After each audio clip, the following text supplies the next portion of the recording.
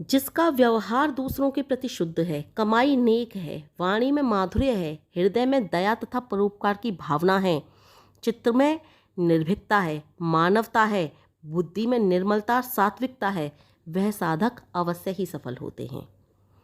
वह साधक अवश्य ही सफल होते हैं। कौन से साधक? जो गायत्री मंत्र का जप करते हैं, जो परमपिता परमेश्वर का नित्य प्रति नाम लेते हैं, उनके आड़े कभी कोई दुख आ ही नहीं सकता। और दुख आएगा भी तो वो सूर्य की भांति, अग्नि की भांति सामने आने वाली कठिनाई को जैसे अग्नि जलाकर भस्म कर देती है, वैसे ही भस्म कर देंगे। परंतु अपने आप को ना नियमों की भट्टी में तो तपाना ही होगा। जब तक आप अपने आप को नियमों में नहीं ढालोगे, तब तक आपका कोई भी कार्य सफल नहीं हो पाएगा। जैसे कि आपको नित्य प्रति नियम बना करके गायत्री मंत्र के जप करने हैं, नित्य प्रति करने हैं। ऐसा नहीं एक दिन किया, 2 दिन नहीं किए, या 10 दिन नहीं किए, या 10 दिन कर लिए फिर 4 दिन नहीं किए। तो आपके लोक और परलोक दोनों को सुधारने वाली माँ गायत्री मंत्र का जप कीजिए, और आपके अंदर खुद ही इच्छा प्रकट होगी। खुद ही आपके अंदर से ये आवाज़ उठेगी कि हाँ, मुझे लोक और परलोक दोनों को सुधारना है। ये आपकी उत्कट इच्छा हो जाएगी। यदि इच्छा प्रबल नहीं तो थोड़े ही दिनों के पश्चात आप नियमों को भी तोड़ देते हो। इच्छा बहुत प्रबल करनी है आपको, क्योंकि इच्छा से सब कुछ होता है। जब तक इच्छा प्रबल नहीं होगी तब तक आप अपने आप को नियमों में नहीं बांध पाओगे।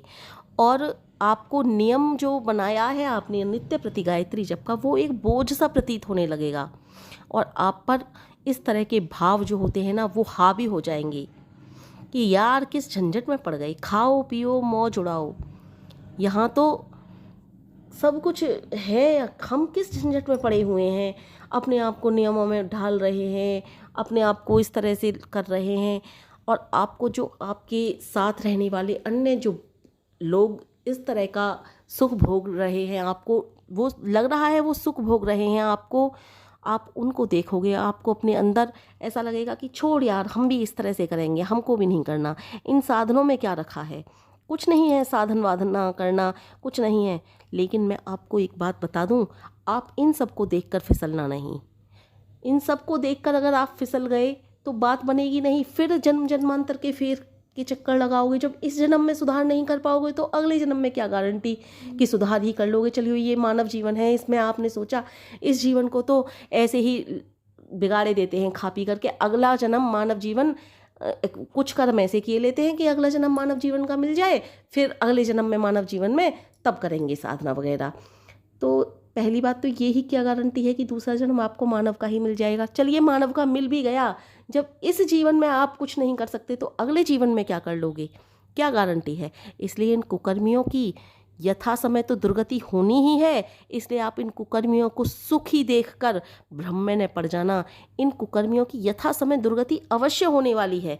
ये बात सत्य है कि जो उल्टे सीधे कार्य करते हैं ना, जो उल्टे सीधे कुकर्मों में लगे, उनको उनके अनुसार एक ना एक दिन परमपिता परमेश्वर सजा अवश्य देते हैं। इसलिए इनको देखकर भ्रमित ना हो। आपके सामने दुख भी आ रहे हैं ना, आप सोचिए आपका प्रारब्ध कट रहा है, प्रारब्ध कट रहा है। लेकिन अपने आप को जो आपने नियम बना है या है गायत्री जप का, वो नियम कभी ना छोड़ना। उस आनंद स्वरूप भगवान को याद करो, अपने आप को सुकर्मों में डालो, परम पिता परमेश्वर को अपने आप को भेंट कर दो। अपने आप को ऐसा सुपात्र बनाओ कि परम पिता परमेश्वर आपकी भेंट स्वीकार कर ले।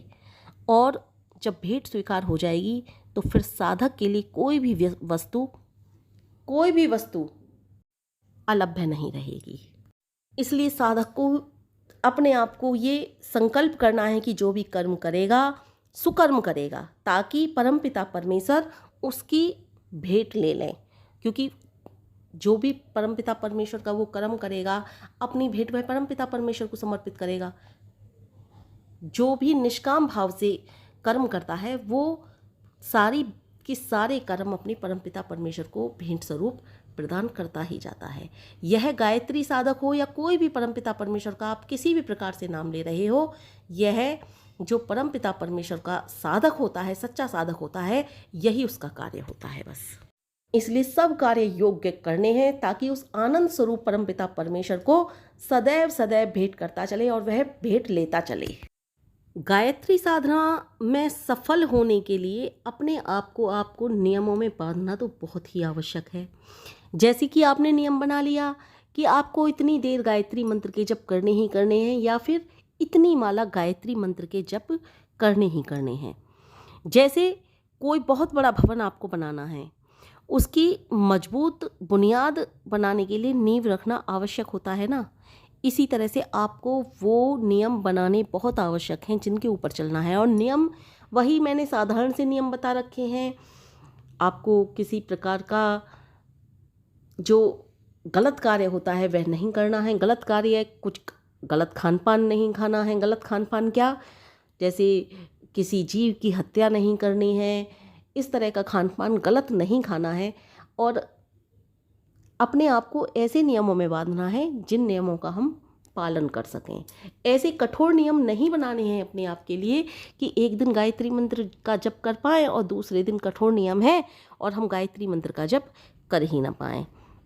उपासना और साधकों को सर्वदा इस बात को रखना ध्यान में बहुत आवश्यक है कि जब वो नियमों में चलेंगे, अपने आप को योग व्यायाम वगैरह नित्य प्रति कराएंगे, तो उनका शरीर भी स्वस्थ होगा। इसलिए स्वास्थ्य की रक्षा करने के लिए योग तो बहुत ही आवश्यक है। आहार पर भी ध्यान दीजिए, निद्रा पर भी ध्यान दीजिए, और इस तरह से आप अपना पूरा ध्यान रखिए।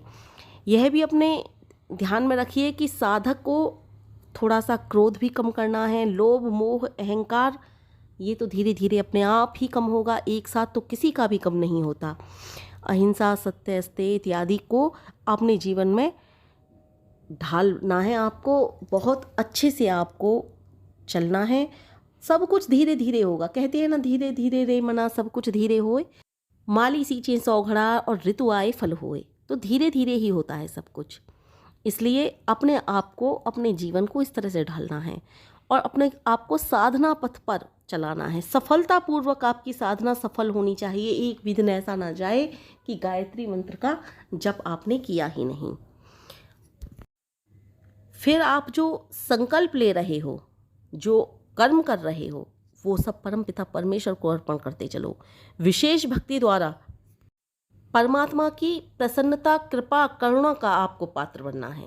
जब साधक को यह निश्चय होगा कि जो उसने कर्म किए हैं उसे प्रभु को भेंट चढ़ा देना है, साधक देखेगा कि जो कर्म या संकल्प वह करने लगा है वह सब सुयोग्य हो गए हैं, वह शुद्ध निर्मल आनंद स्वरूप भगवान के लिए अर्पण किए जा सकते हैं, तब वह कोई कुकर्म कर ही नहीं सकेगा, क्योंकि उसके विचार भी शुद्ध हो जाएंगे और वो विचारों में कोई कुकर्म लाएगा ही नहीं। इसलिए गायत्री साधक हमेशा शुद्ध विचारों पर ध्यान देता है। इसीलिए तो कहते हैं गायत्री साधक के विचार व्यवहार भावनाएं सब शुद्ध होने लगते हैं। साधक सुकर्मी बन जाता है और परमात्मा उसको सुपात्र समझकर उसकी भेंट को स्वीकार कर लेते हैं। और उसकी भेंट जब स्वीकार हो जाती है तो मैंने पहले ही कह दिया कि कुछ भी संसार में ऐसी वस्तु नहीं जो उसे प्राप्त ना हो सके। वह परमेश्वर का सच्चा और बहुत सच्चा भक्त बन जाता है। परमेश्वर उससे प्रेम करने लगते हैं, ऐसा प्रेम करने लगते हैं कि अब तक तो वह परमेश्वर को याद करता था, अब तक तो वह परमेश्वर के लिए दीवाना था, अब परमेश्वर भी उसके लिए दीवाने हो जाते हैं। परमेश्वर भी उसके लिए सोचते हैं कि ये मेरा कितना प्यारा भक्त है, कितना प्यारा, मुझे हर समय हर पल हर क्षण जपता है। जब आप उसे हर पल हर क्षण या कोई भी पल ऐसा ना हो जिसमें भूल नहीं सकते, तो वो भी आपको कभी नहीं भूलेगा। वैसे तो वो वैसे भी नहीं भूलता है, लेकिन जब आप उसको अपनी भावनाओं से याद करते हैं तो फिर वो तुमसे दूर कैसे रह सकता है। यह गायत्री साधक की विशेषता है कि उसके व्यवहार आचार और भावनाएं इसी कारण शुद्ध हो जाती हैं कि परम पिता परमेश्वर उसके और निकट और निकट और निकट और बहुत निकट आने लगते हैं।